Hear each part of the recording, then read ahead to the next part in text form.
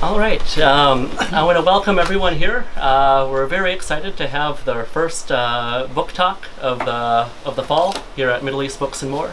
My name is Sammy Taib. I'm the bookstore director here. So again, welcome. We're very excited for tonight to start it off with our first event with a book launch with Laura Schor. And also Barbara Bear will introduce her from the Library of Congress. What else can I say? Beautiful paintings. Yes, thank you. Michael Hudson, he was very generous enough to loan us 3 of his paintings by Sophie Halaby. One's on the wall here, and there's 2 over here on a couple easels. Please, after the talk, feel free to take a look at them. I'm sure you'll be able to glean more after the talk while you're looking at them.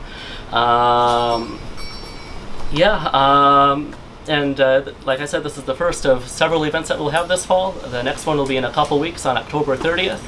And it will be on a book called Reclaiming Judaism from Zionism with Carolyn Karcher and 5 of the book's contributors. So that's another event that you're all welcome to come. It's free and open to the public. Again, welcome, and everyone please give a round of applause for Barbara Bear and Laura Schor. I want to thank you very much for having me come, and of course to Laura. And most of you may know Laura. Speak louder. I'll try. I have a soft voice, sorry. There's also room in the front if you want to be closer. Yeah. Laura Schor is professor of history at Hunter College and at the City of University, New York Graduate Center, where she is a founding dean of the Macaulay Honors College. Laura is ideally suited for writing this book about the Palestinian artist Sophie Halaby and her context in changing Jerusalem. Laura has, since her dissertation on women workers in the Leonese silk industry, devoted a long career to scholarship in women's history. Her published work includes studies of Baroness Betty de Rothschild, the Parisian patron of the arts, and of Flora Tristan, the Peruvian French radical activist and writer, and of other women who took steps to shape their own lives and to live lives of impact and self-expression. In much of her work, including this latest book about Sophie Halaby, Laura addresses the large and fundamentally feminist question about the importance of the education of girls and the impact of such education on girls' sense of selfhood and their lifelong orientation toward community. There is the influence as well of education on chosen paths for employment or professions, be it for working-class French women or the local girls in Jerusalem who attended Annie Landau's School for Girls, the subject of Laura's previous book, or like Sophie Halaby, who attended Mabel Warburton's English Girls' School, which became the Jerusalem Girls' College. Laura shows us in this book that Ms. Warburton's girls were trained in attitudes of tolerance towards others and also in the promotion of peace. They were also made to recognize their own talents and to make something of themselves, to seek lifelong support from one another, and to contribute to society. For the Russian Orthodox Arab Sophie Halaby, that meant first working as many who attended English schools did, doing office work in Jerusalem, ever under a glass ceiling.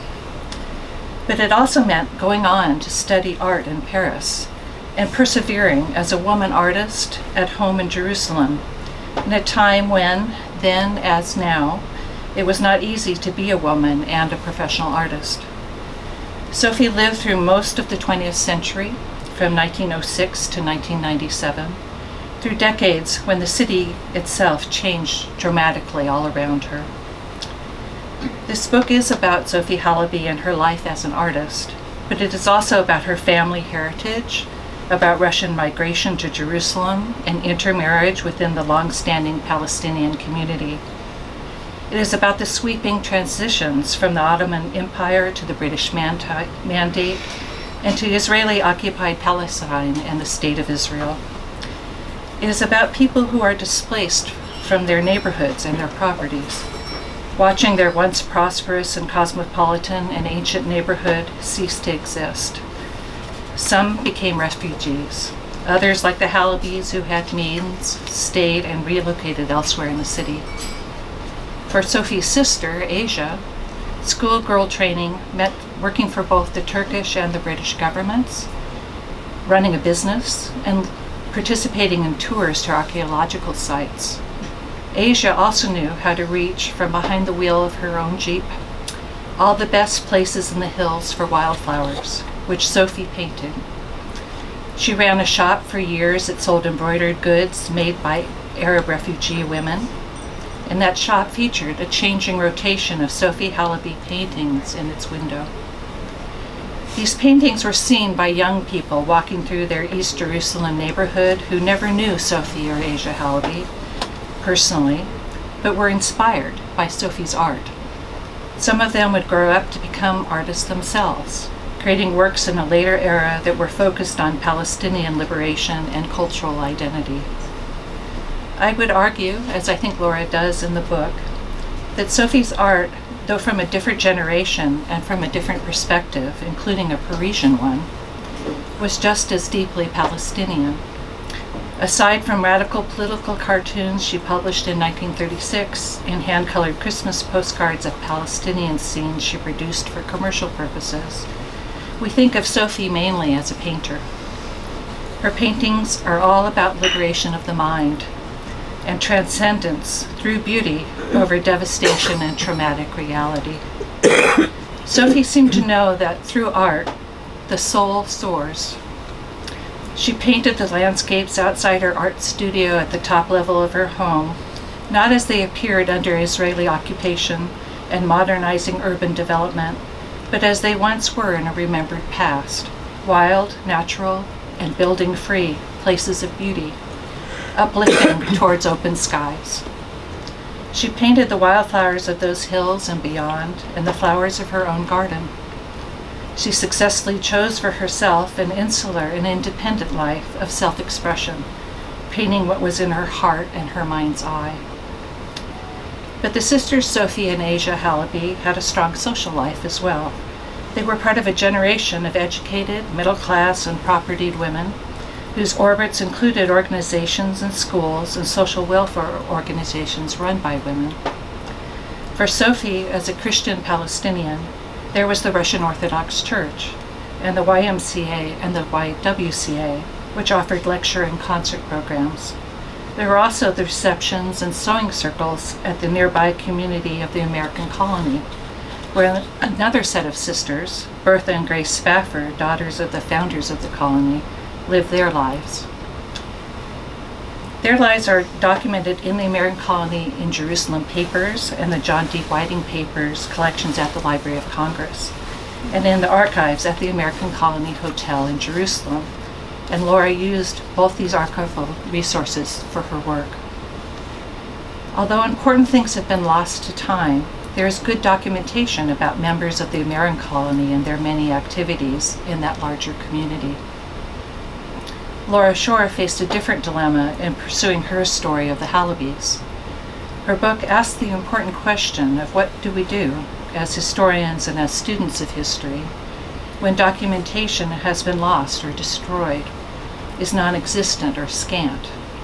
What happens when there are no letters, diaries, pictures, or photo albums that are saved? What happens when someone's past can only be pieced together by talking with those who once knew or remembered them, or by reading someone else's diaries, in this case the diaries of Bertha Spafford Vester and Horatio Vester, among others, to resupply the context that once existed, or by finding nuggets of evidence in a newspaper or in archives in other countries. Laura's book is about Sophie Halaby, but is also a history of Jerusalem over much of the 20th century. It represents Laura's very hard work of sleuthing and making contacts and interviewing in order to recreate one particular woman artist's rather spectacular yet ever humble life, during which what can only be described as extraordinary times. We're very privileged to be here and to hear Laura speak about Sophie tonight.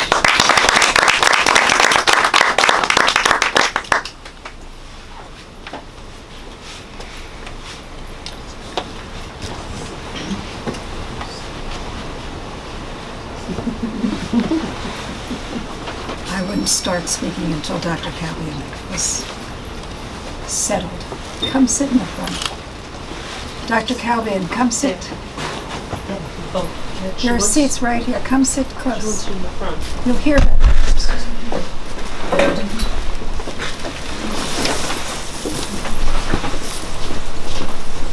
Yeah. Come this way. Come this way is easier. Oh, yeah. Okay. While everybody's getting settled, I can just say that I was a little bit concerned when Barbara agreed to do this, that she would say everything I was going to say. However, she did leave me a few things, so I greatly appreciate your reading of the book. The gentleman who is making his way to the front, Dr. Kelvin, will be mentioned shortly in my remarks, so I wanted to have him right up front where I could see him. Thank you very much, Barbara. I would like to tell you a little bit about my love for Jerusalem. I spent 2 years in Jerusalem in the 60s when I was a student. I fell in love with the city.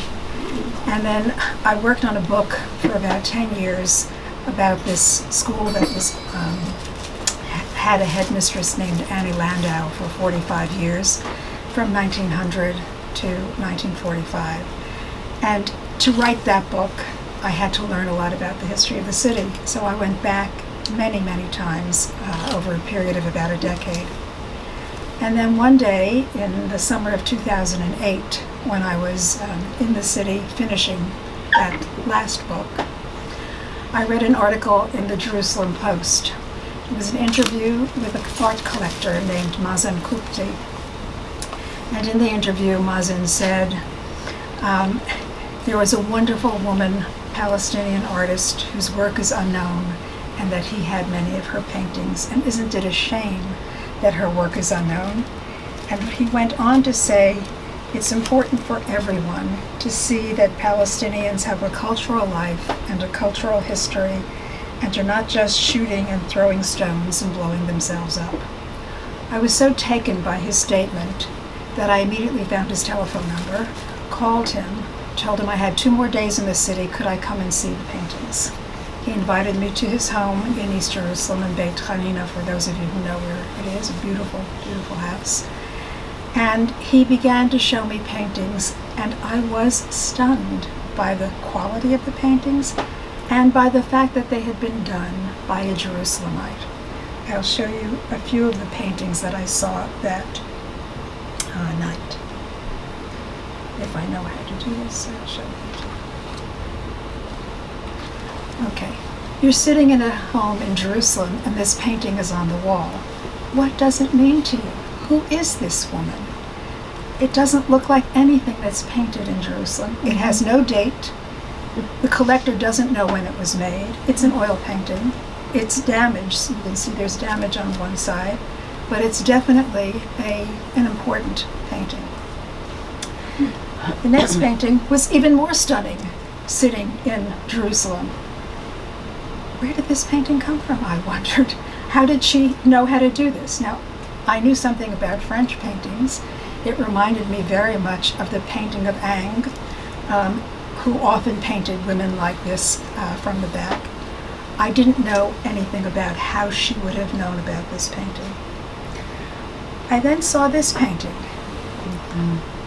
Now I know this was done much later, when she was less, painting less realistically, painting more imaginatively.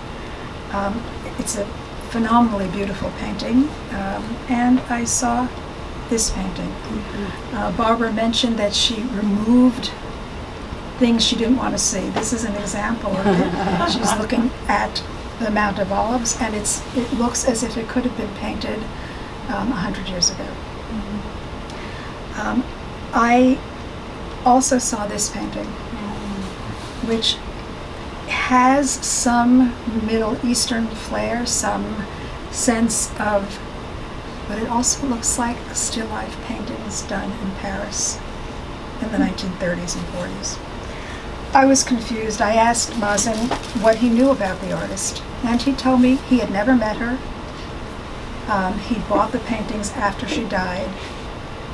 And he confirmed that she lived from 1906 to 1997, and that most of her life was spent in in Jerusalem, and that she was known in Jerusalem, and this I later heard from many people, she was known as the first Arab woman to study art in Paris. That was harmonica. Every time I asked anybody about Sophie, they'd say, we didn't know anything about her, but she was the first Arab woman to study art in Paris. They were proud of that. Kupti owned 75 paintings. He had a few of them in his home that I looked at. He showed me slides of some of the others that I've never seen. To this day, I've never seen the actual paintings. I told him I would begin doing research. I wanted to know more. I was fascinated by this woman. And I went immediately to Oxford in England, to the St. Anthony's Middle Eastern Archives, because I knew the place. I knew that they had material about this famous school, the Jerusalem Girls' College. And I suspected that if Sophie was a student, was the right age to have gone to this school from the right social class, she would have been a student there. And I found, as I expected, school magazines, letters to the various, from the headmistress to various authorities in England asking for funding and so forth. And I found Sophie's name several times in the magazines. I learned when she graduated, when she enrolled, when she graduated, what exams she took, when she matriculated, where she worked afterwards, and the year that she arrived in Paris, which was 1929. All of this was from the school magazines. I was very excited, and I was determined to find out more. So I then continued. I went to more archives in London, in Paris, in New York, in Washington, and in Jerusalem. And they yielded some additional information, but not enough to write a life. I had no letters, no diary. All those papers, which most certainly existed at one time in the past, were destroyed at the end of her life. So I asked the only person I knew who had a collection, Mazen Kupti, do you know anyone who knew the artist? And he said, yes, there was one woman. Her name is Beatrice Halaby. Let me get her on the phone for you. I said, better yet, tell her to meet me at tomorrow at 12 o'clock at the Ambassador Hotel in Jerusalem so we can talk. Beatrice Halaby, when I met her, was in her 80s. She was a young friend of the elderly Sophie Halaby, and she knew a lot about the family. She told me about her mother, Olga, who hardly spoke any Arabic, who was a Russian. She told me about her father, whom she called an intellectual. She told me about her brother, who was an engineer. She had a lot of good information. And she took me on a walking tour of the city as it would have been seen by Sophie Halaby. She took me to the new home that was built for them in 1949 in East Jerusalem, the one that's near the Rockefeller Museum. And she took me to the store that was quite close to their house, where she used to call every evening to ask for takeout food. So neither Sophie nor her sister, whom I call Asya, Asya is a shortened version of Anastasia, they didn't cook. So either someone brought them food from the family, from one of the villages, or they ordered in. I knew I liked this woman. I could identify with her immediately. And I also saw the window in the storefront where her paintings used to be. So I went on this little tour of the city. Some people whom I met through Beatrice and later on were clearly uncomfortable with the idea of me, an American academic who had no ties to Palestine, no prior connection, doing this project. They were uncomfortable. What did I want? Why was I doing this? Happily, most were not that way. Most were extremely generous with time. Most of the 50 people I eventually spoke with, wrote to, and met had not one contact, but as with Dr. Kelvin, many contacts, many emails back and forth, many telephone calls, many face-to-face meetings, so that I learned very much about the life of Sophie Halaby from them. One of those people was a woman who still lives in Jerusalem. Her name is Helen Hubbert, a cousin of Sophie Halaby. She invited me to come to her home at a time when the city was there was a lot of trouble in the city. It was the summer of 2014. There was a build-up to a war. There was a lot of noise about more violence in the offing. And I sat at her kitchen table asking her questions about Sophie Halaby, about her work, as she was preparing food, traditional Palestinian food, for a dinner that night. And at one point, as I was asking questions, I stopped. She said, "I have to show you something." And she pulled out of a drawer beautiful embroidered tablecloths and napkins that came from Asya Halaby's studio. And she said, "If you want to see more paintings done by Sophie, you have to go to the YWCA. They have one of the most beautiful paintings that Sophie left. It's hanging over the piano. Just go there, you'll find it." I went. This is the painting. Actually, the reproduction in the book is much better. The colors are much more vivid. It's a wonderful, wonderful painting. But it wasn't there when I got to the YWCA. And the people who were there didn't know where it was. All they could tell me was, we've had a lot of renovations, it's misplaced. I must have called back 10 times, and the last time they had found it again. And they reframed it, and it's now hanging again. So if you go to the YWCA in East Jerusalem, you will see it. It's no longer hanging over a piano. They don't have a piano anymore, but it is in the main reception room, and it's quite a spectacular painting. A very similar thing happened to me at another major institution in the city, the Albright Institute, which is an archaeological study center. Asya Halaby, in addition to embroidery, was a very serious amateur archaeologist. She studied with Kathleen Kenyon and with James Pritchard. And I thought the two sisters might have spent some time at the Albright Institute. So I went there and I asked, and I met a woman named Nadia Bardak who said, oh, we know Sophie. Of course we know Sophie. My parents were friends of hers. I said, "That's very interesting. Did she come to the..." "Oh yes, she was here all the time. She even gave us a painting." "And where is that painting?" We don't really know. They too had done renovations. Again, 5 or 6 phone calls later, the painting was discovered, it was cleaned, and this one reproduces beautifully. It's a very rare painting for her. She did very few paintings of fruit, but this painting is quite spectacular. So those paintings enabled me to begin to see a little bit more of the life of Sophie Halaby. Helen Hubbert also told me that she went frequently to this Halaby home with her 2 young children. She was sent basically by her parents, who wanted this young woman to make sure that the 2 elderly Halaby ladies had enough to eat and were taken care of. And she described the interior of the home. She said it was magnificent. It had a huge brass samovar.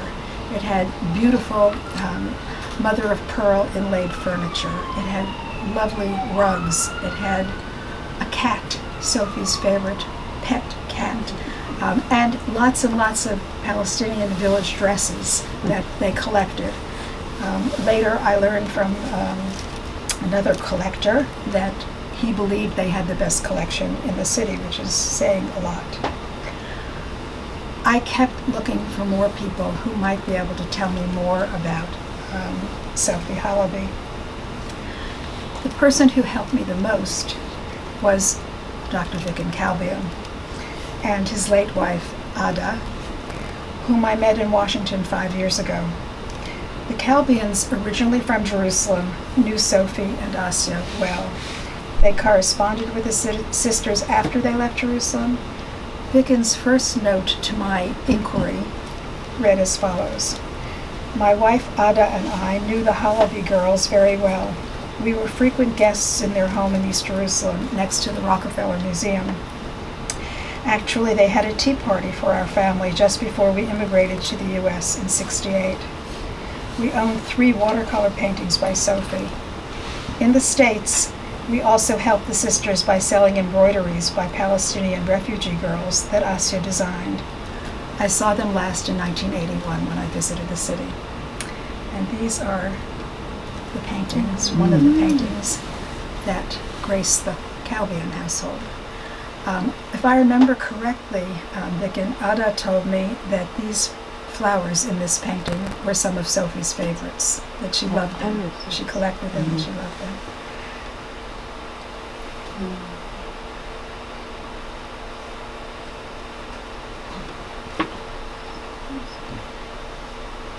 Beautiful paintings. Dr. Kelvin also suggested that I contact Michael Hudson, who is a widower of the late...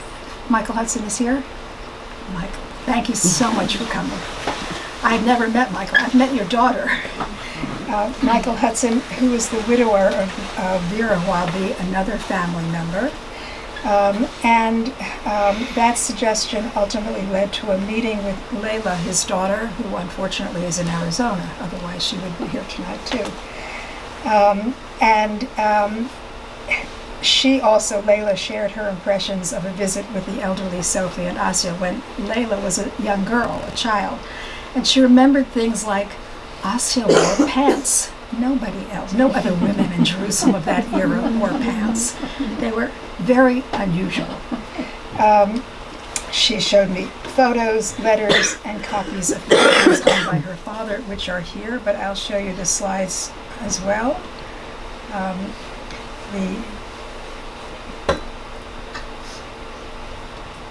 This slide this image is so interesting to me because it's one of the very few that is dated. It has the date 1959 on it, and it's great to know when it was made.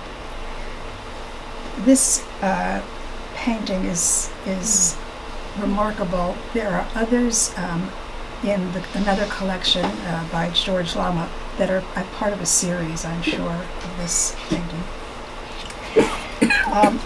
Later, I found other members of the family who were not far from here, in Baltimore.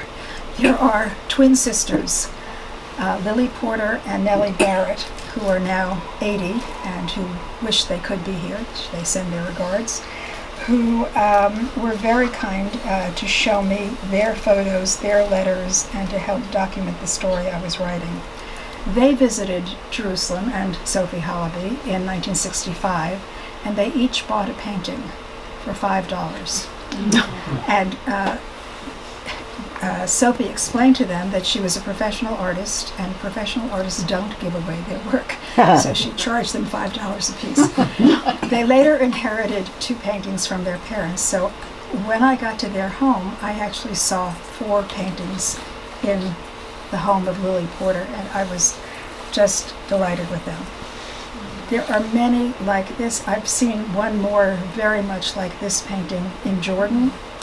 That's in the home of another painter, another family member.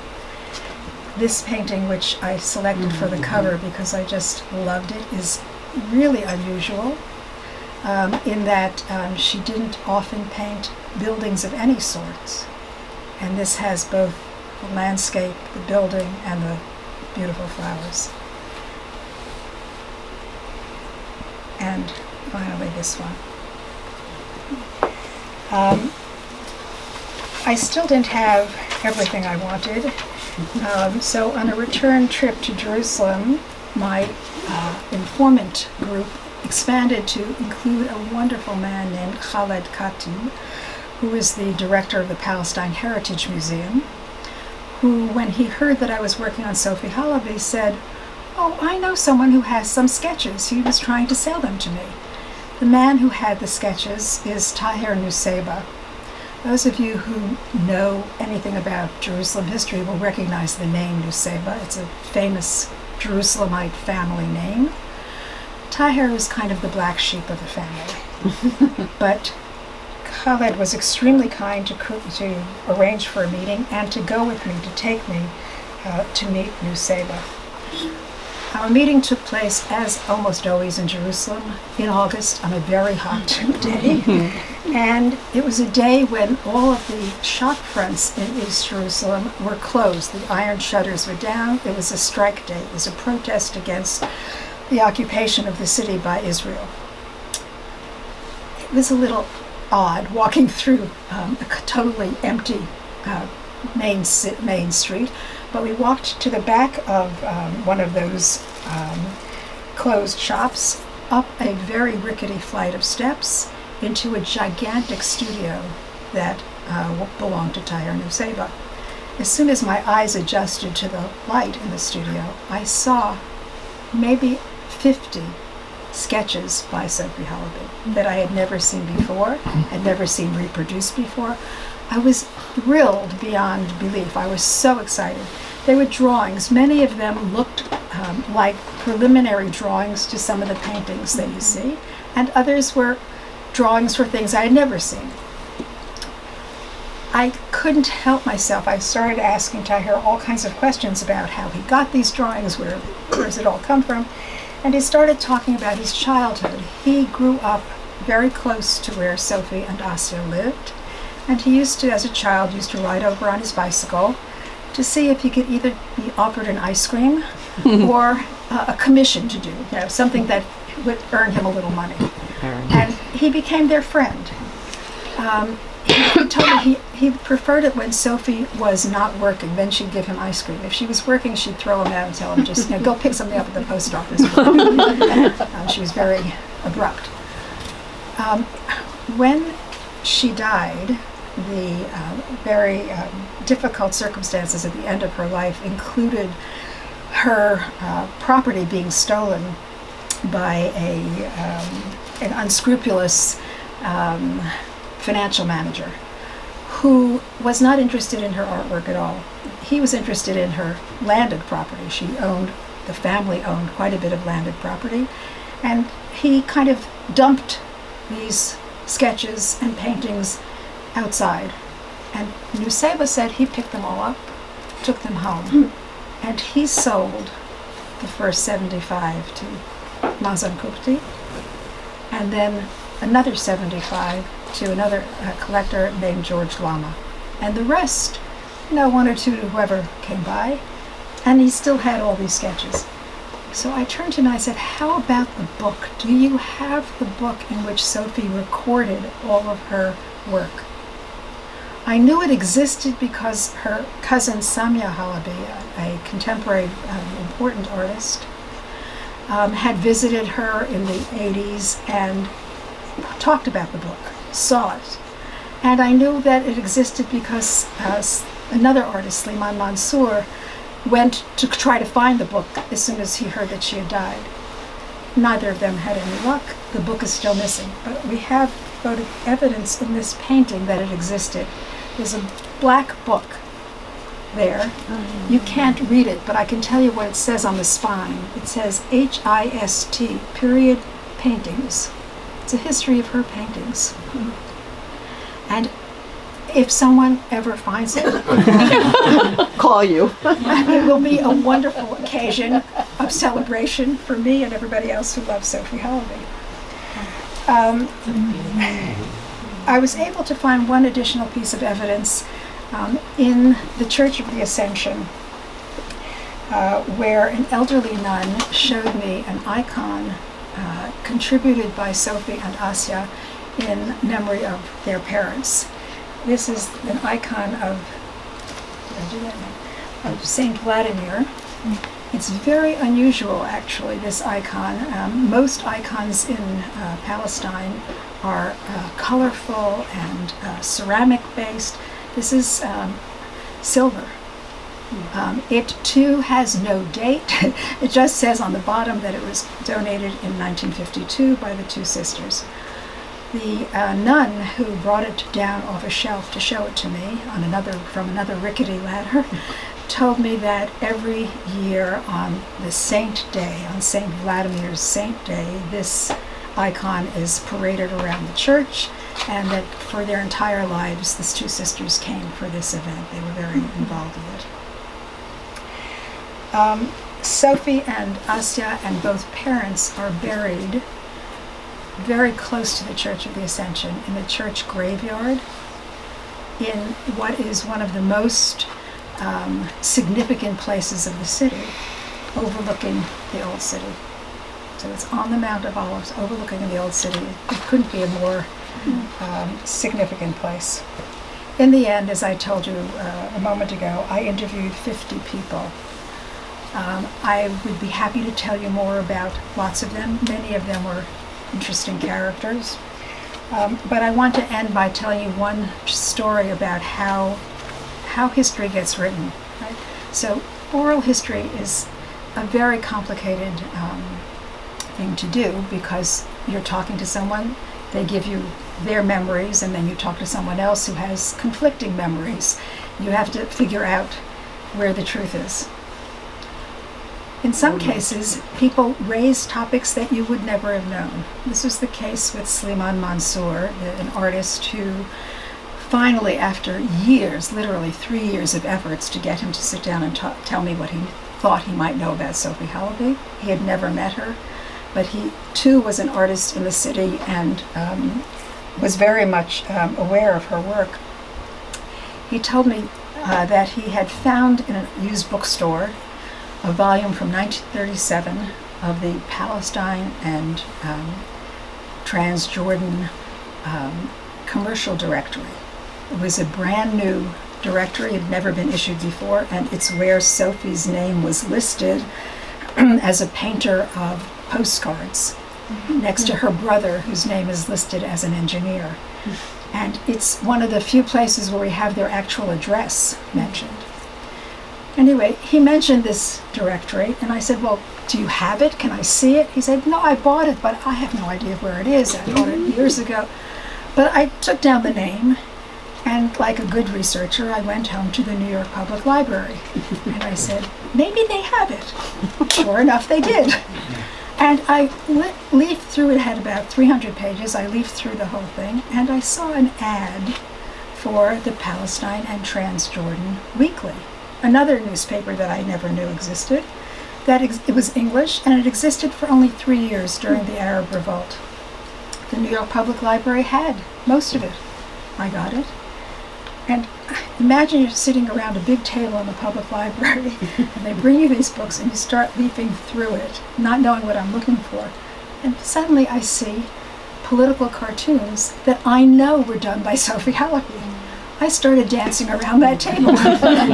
People came up to me and said, are you okay? I said, I'm very happy. That's what I said. There are 8 cartoons in all. No, I have to tell you, no one who had worked on Sophie, and there are very few who have, but no one who had tried to create exhibits that didn't work out, and all kinds of other people who had thought they knew something about, no one knew that she did these cartoons. They were done once during a moment of political tension and forgotten. So I'll show you just a few of them to give you an idea of how she thought about the world. So here's Sophie Halaby in 1936. She's come back from Paris. She was there for 4 years. Her paintings were exhibited in the Salon des Tuileries. She won a prize for her work. She comes back to Jerusalem anyway. And she is very much involved with the British community in British Mandate Jerusalem, because her brother works for the British, her sister works for the British. She has all her friends, they always speak only English to each other. And yet, in 1936, the Palestinians are furious with the British because they don't think they're being fair. So here is a cartoon which shows this anger to the British and their lack of understanding.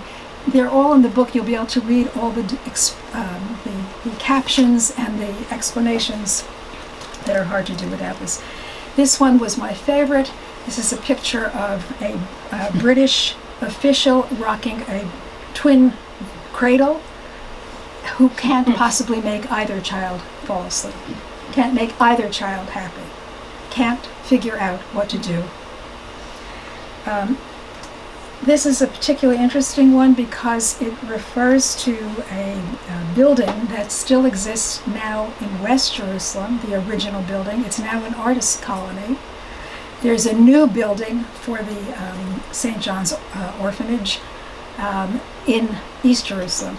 But this building also, this caption also talks about how the communities can't figure out how to get along with each other. They don't know how to treat each other, and shows no hope. And finally, this one,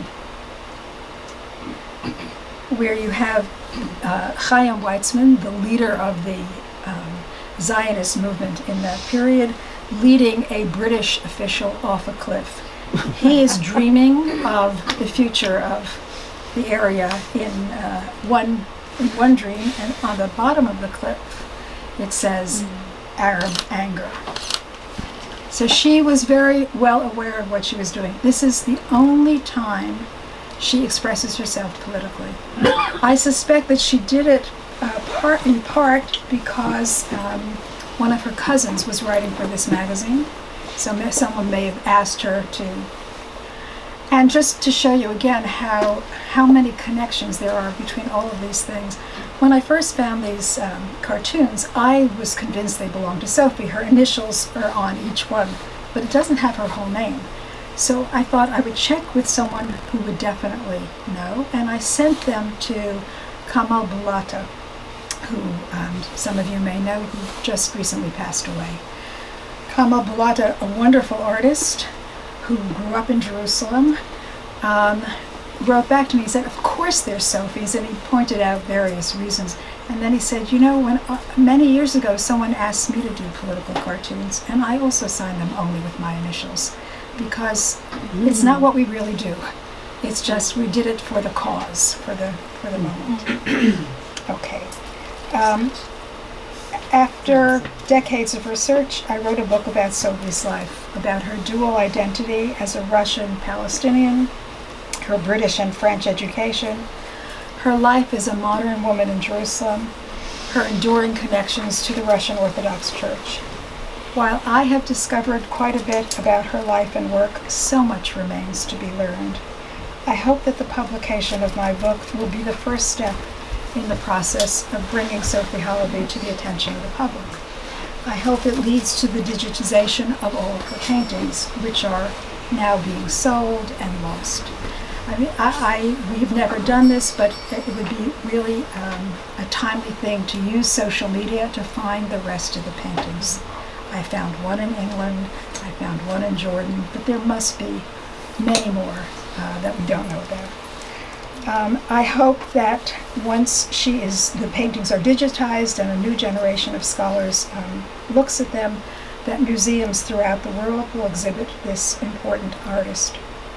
Finally, I hope that the large stone house that I've never been inside, that belonged to Sophie Halaby and is now empty, will one day be a museum housing a permanent collection that the whole world could see, and that would have a separate floor for embroidery, as it was when they were young. Sophie Halaby's studio was in the top of the house, the embroidery workshop was below.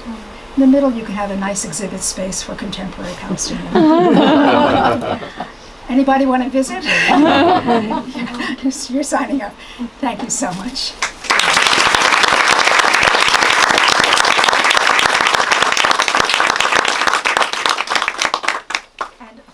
If you have any questions, I'm happy to answer. Yes. I have a question. Where is the house? Nur al-Din is the street. It's in East Jerusalem. It's very close to the Rockefeller Museum. And it's still empty? It was, there were squatters in the house. Okay. There's apparently either still there or it's locked. There's a lawsuit that's still in process. The lawyer who is working on it is convinced that they will win, and it will belong to the family. And one more question about her mother. You said her mother was Russian and hardly spoke any Arabic. Yeah. But presumably This her is father what- was Palestinian. This is only what one person told me. The father was Palestinian. And how did those two? I'll explain how they met. It's it was a really for me it was a very interesting story. The Russian Orthodox Church was extremely influential in Palestine during the last decades of the Ottoman Empire. More so than the Germans or the French or the British or the Italians. They really had the biggest school system for Arab children. One of the members of the Halaby family, an uncle of her father, Sophie's father, was the dragoman for the church. Dragoman being the interpreter, the man who made things happen on the scene. His name was Yakub. He's also buried right next to them. And he passed that role on to George, the father. The father, because he was such a good student in Jerusalem and then in Nazareth, where their high school was sent to Kiev to study. The mother studied in Kiev. They met. The mother also became a teacher for the church. And so, we don't know to this day where Sophie was born. I have two very different stories about whether she was born in Jerusalem or born in Kiev. Nuns in the church were absolutely convinced that she was born in Kiev. Others, not so. So it's unknown, and I don't think we'll ever know unless You're not going to go to Kiev? I have sent people to Kiev for me. They tell me that all those records are destroyed. It's before the First World War. Hard to know. Sophie herself always told conflicting stories about. She liked, I think, to tease people. What I do know for sure is that in 1911, I can identify the whole family in Jerusalem because a group from Kiev came to visit, and they visited the family. I know that after the First World War heated up in Jerusalem, the Halabys left. I assume they went to Kiev and then came back during the Russian Revolution. It was a very complicated time. Yes. Did you ever find an image of her? Yes, I have in the book 3 images of Sophie. The first one was from, it's not dated, from about 1929. I'm assuming it's just before she leaves for Paris. She's standing with her sister and 4 first cousins, and they look like the Gibson girls. They're dressed in adorable white dresses. They look very chic, and that's from 1929. The next picture I have of her is from the 1970s, when the last visit of Mabel Warburton, this famous headmistress of her school, comes back to visit her old pupils. And there's a picture of Mabel surrounded by all of her students, and Sophie and Asya and many others from the family are in that picture. And the last picture, which took me about 3 years to get, is of 1986. And it's a great photograph of Sophie surrounded by young women artists, because there was one exhibit in 1986 in East Jerusalem in the Hakawati Theater. There's no paper from it. There's no announcement, there's no catalog, but there was one article written by an interviewer in one newspaper in English, Al Fajr in English, from November 1986. Al Fajr doesn't exist anymore. No one had a collection of it. It took a year to find a former journalist for Al Fajr who kept all the newspapers. He had them all in his garage. And he sent it to me, and it had a photograph of Sophie and her other artists. Unfortunately, the photograph was very blurry, but with the wonderful techniques of the American colony people in Jerusalem, they were able to make it usable in the book. So, yes, I have 3 pictures of Sophie. There are more pictures of Sophie. The Hudson family has some more pictures. I didn't use them in the book because they're family pictures. I couldn't add And the porters there are more pictures of her. Yeah. I did meet a couple of people in England who knew her in a different way. They were archaeologists who loved being in Jerusalem and who socialized with Sophie and her sister frequently and talked about the kind of jewelry Sophie wore and how just fun she was, how she was very, when she wasn't working, she had a good time. I don't know, maybe Dr. Calvian wants to say something more. Well,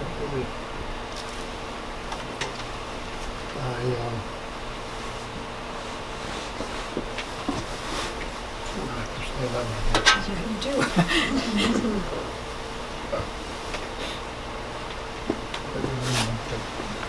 Want to come here? well, thank you very much for this very vivid description. For somebody who has not lived in Jerusalem, your book certainly depicts life, at least in the 50s and 60s, very accurately.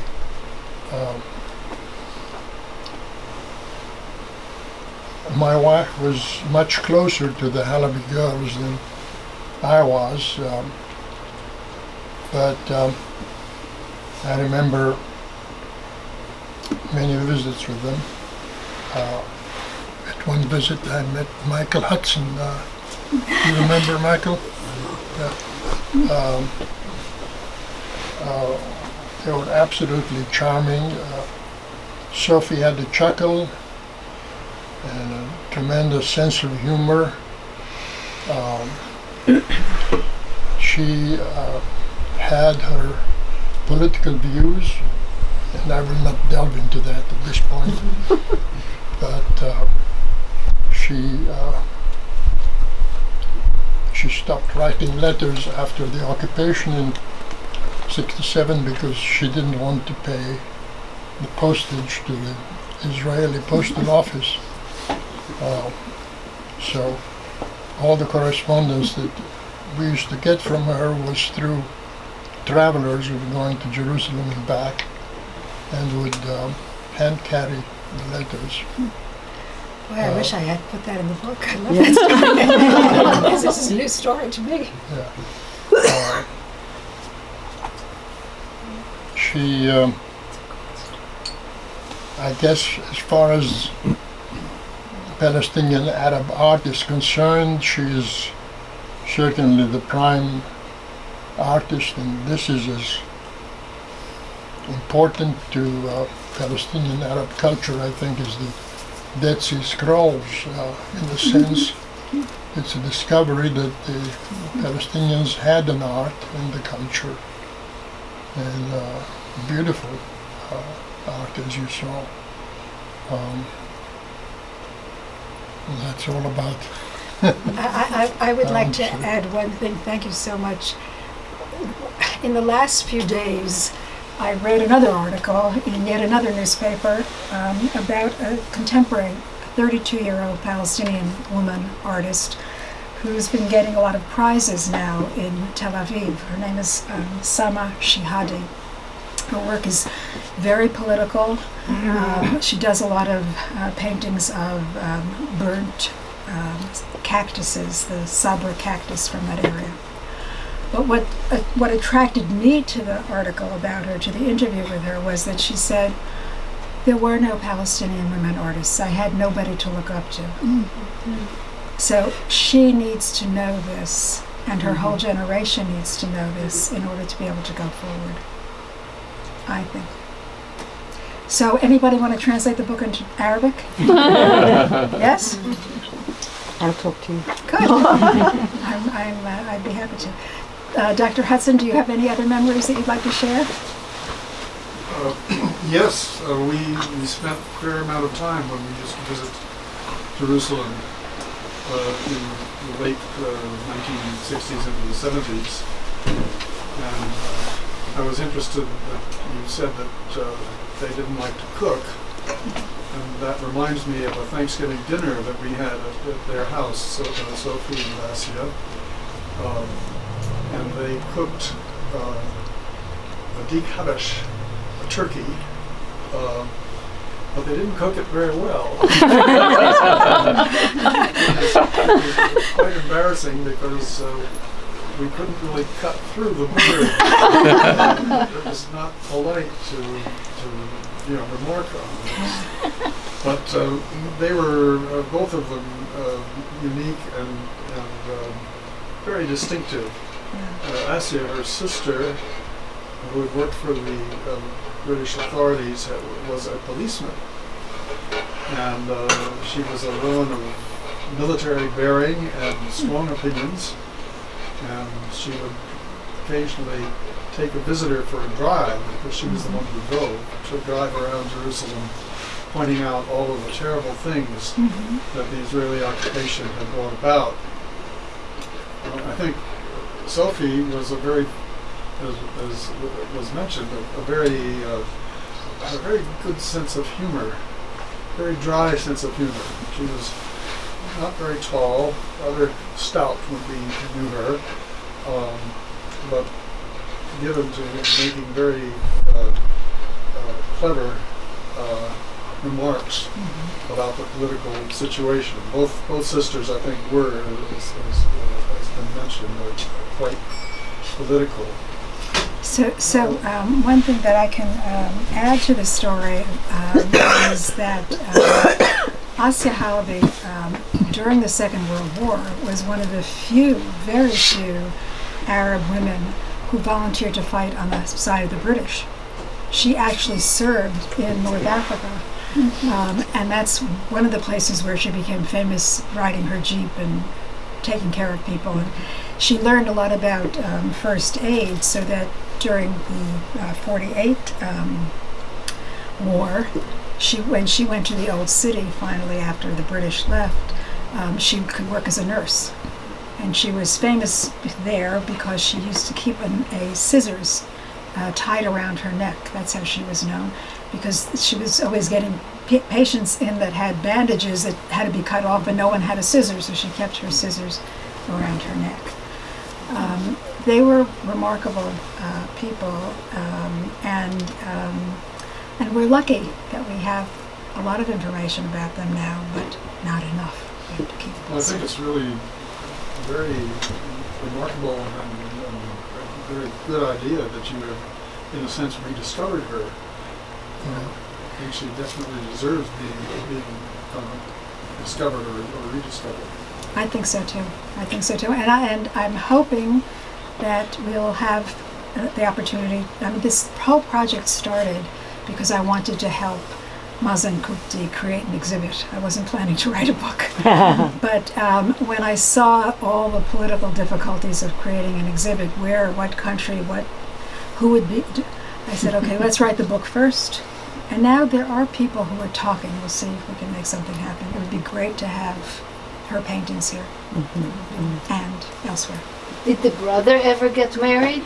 Yes, and that's another story. The brother, who was older, sit down, don't stand anymore, sit. The brother,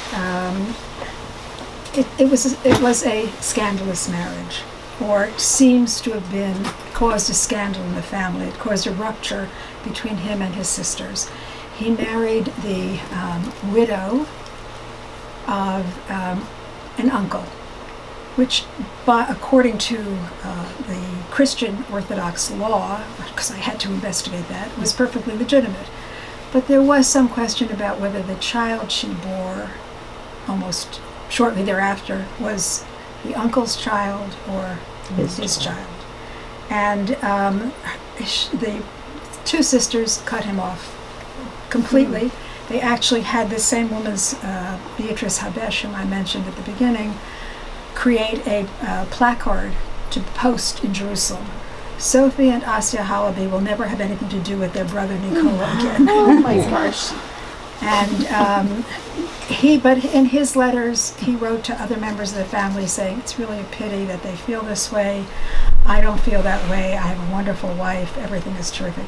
The brother is the only one who's not buried in Jerusalem because he went to Philadelphia.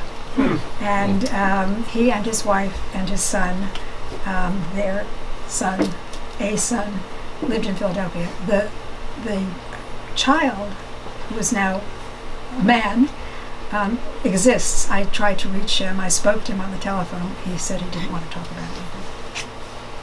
You had a question too?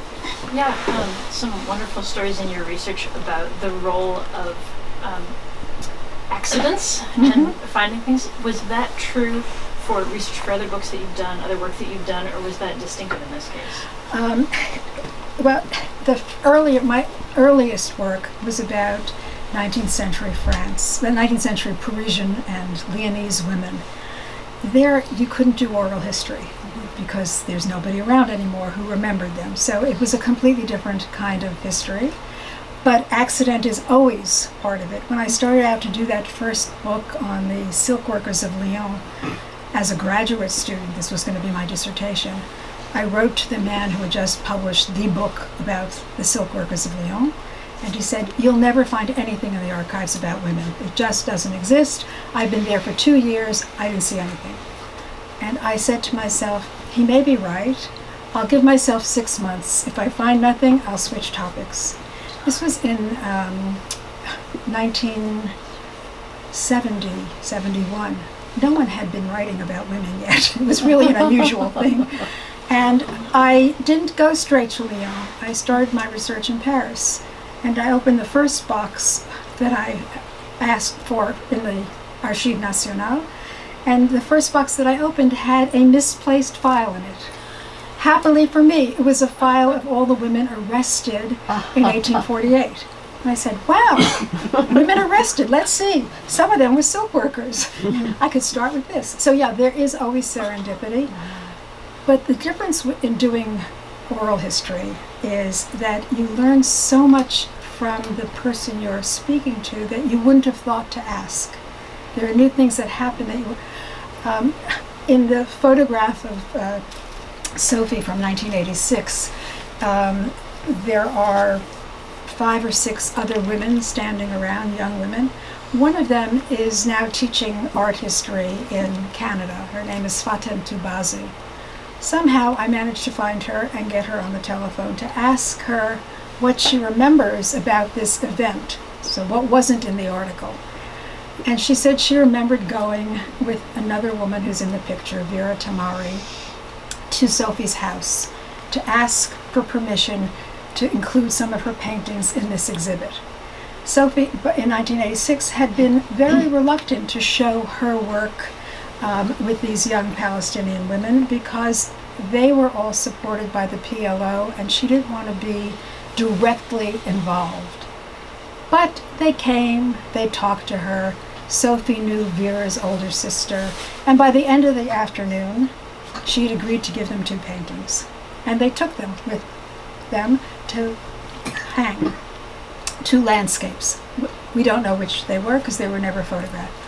But there was one other painting she decided to bring herself to add to the collection, which is absolutely unthinkable to me that she would have chosen this painting. It's a nude, male nude, that she did as a student.